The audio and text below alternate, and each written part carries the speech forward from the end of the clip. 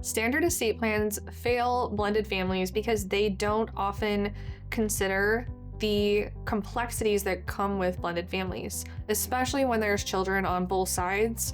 And sometimes there's children on both sides and from the marriage. There's a lot of considerations. I wrote a will last week where I had 3 different sections of if I die, these people take these children and these people take these children, as far as like guardianship. So it just gets a lot more complex. There's more things to think through and consider when you have a blended family. There are a lot of ways to protect your children's inheritance when you remarry. The actions that I recommend we take whenever my clients get remarried is looking at a prenuptial agreement and having a trust, a separate trust, maintaining assets separately, and then you can also acquire assets together. Those are different parts or aspects of preparing for marriage again for my clients. When we have blended families, oftentimes we use a QTIP. A QTIP is a type of trust where after you pass away, the assets split and part of the trust becomes irrevocable and can't be changed any longer. And that strategy can help us provide for a surviving spouse and your children. There's a lot of ways that we can customize it. Some people wonder whether they should treat stepchildren and biological children the same in their plan, and I have no specific recommendation. It depends on you and your spouse and your wishes. Depends on your family. And sometimes my clients will treat their stepchildren and their biological children the same. And then later, their biological children will be disinheriting. They'll leave it all to their stepchildren. Like, everyone is different, and what you want to do with your stuff is completely up to you. But I love to help clients brainstorm ways to achieve their goals in whether they want to include their stepchildren or not.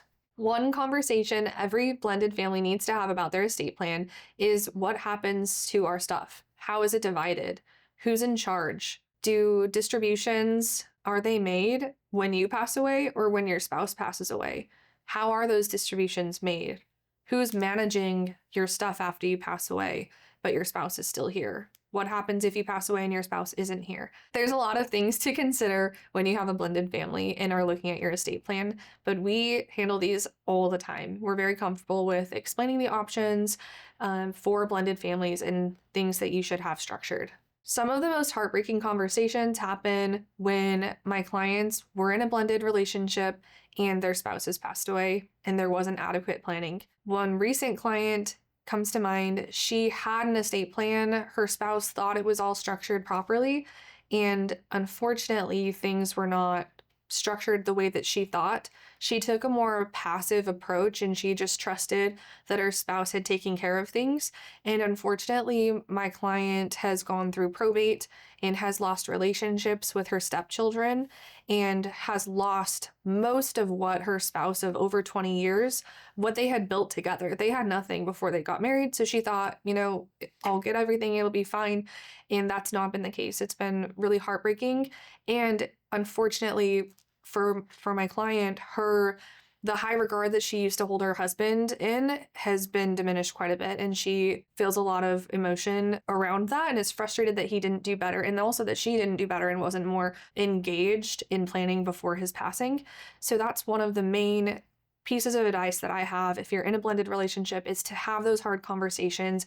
Get into our office so that we can help guide you and protect your interests and the interests of your beneficiaries and your spouse. Another consideration for blended families is disposition of your remains. Do you want to be buried or cremated?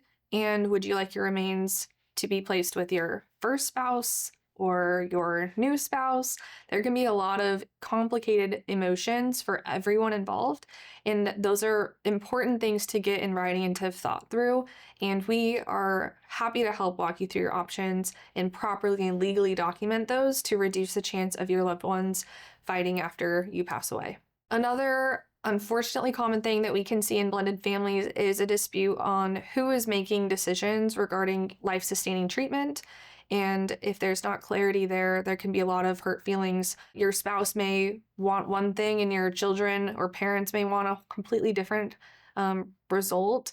And creating a living will, having those decisions made, picking your decision maker can alleviate a lot of that pressure and those hard conversations that your loved ones are going to be having. If you fill that out and have made it, it's going to make it a lot easier on them so that they can focus on supporting you and making the best decisions for your care.